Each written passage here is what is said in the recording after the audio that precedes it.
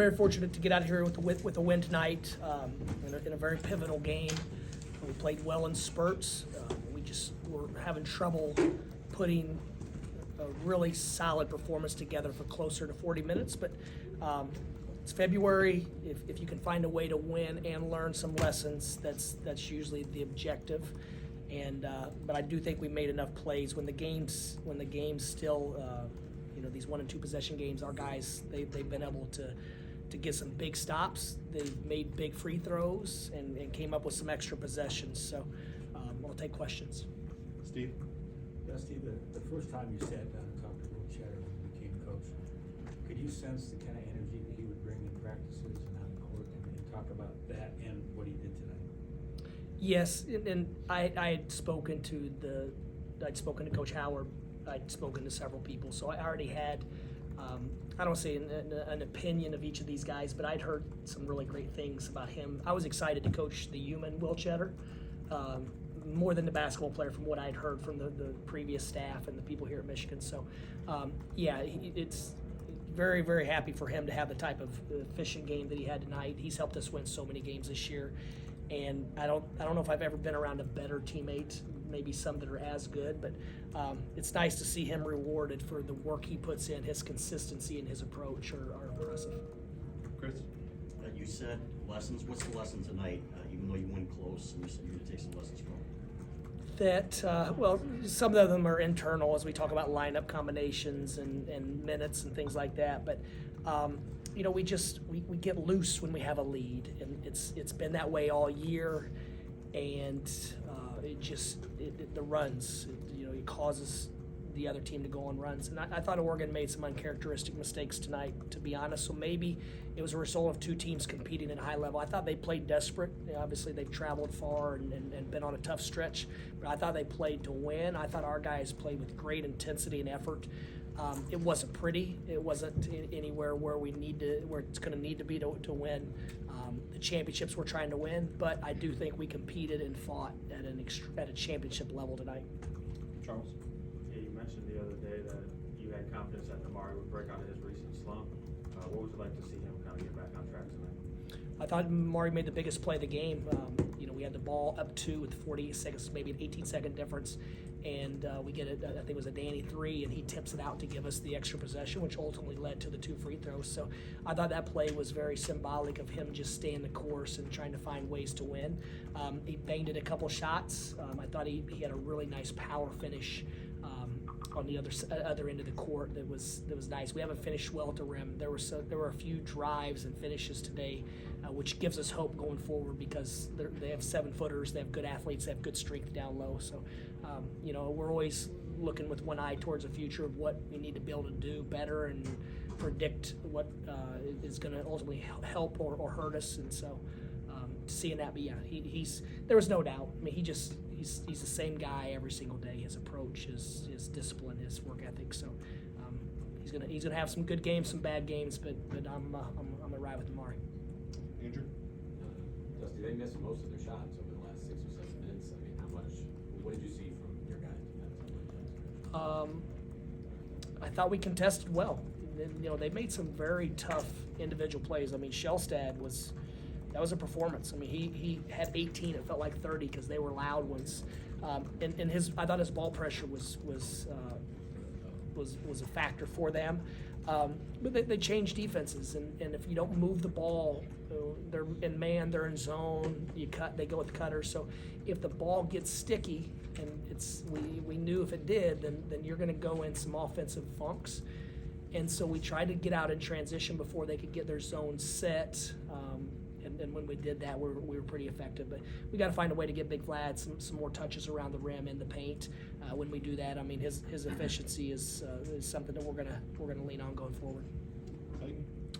I was gonna ask about the defense too, but I guess the way you guys pushed the ball early and seemed to get good looks, even though they weren't going in the first few minutes, and then felt like, how do you think of the floor game overall offensively? Even when they weren't. I thought the first half, when we had 41 points, and I thought we had played better than our 41 points. We had 3 or 4 layups in the first 4 minutes that just didn't drop.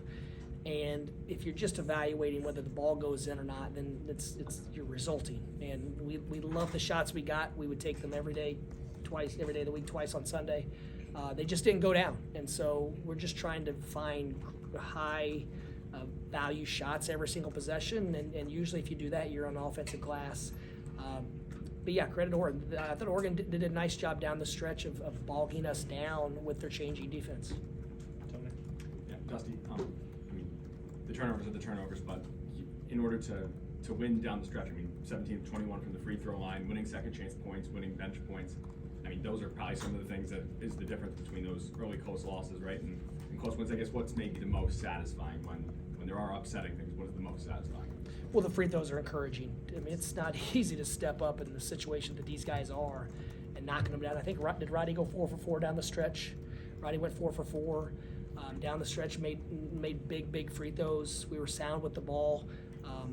We called a timeout in press break. I thought we had an open guy, but I would rather err on calling that timeout and using it versus taking a chance and not being on the same page with the cutter. But I thought our late game execution defensively was very sound. Offensively, it was the changing defenses.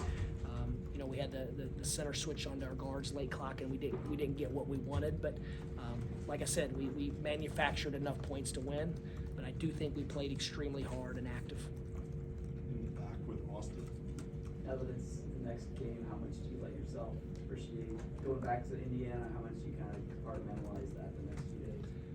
To be honest, my wife handles, Anna, she handles all the tickets, and I've gotten 20 texts from friends saying, hey, I'd love to grab dinner the night, which shows that they have no idea. So I just haven't responded to a lot of people that I'm close friends with, but just, I have a very, very, I guess, closed mindset during the season where all I can think about is how do we play better? How do we practice better tomorrow? What's our plan? Is it clean? Is it concise? I think we're gonna go shoot Friday night, whatever it is when we land, and I'm sure it'll be cool to walk in Assembly Hall where you've spent a lot of time, but I'm not thinking about anything.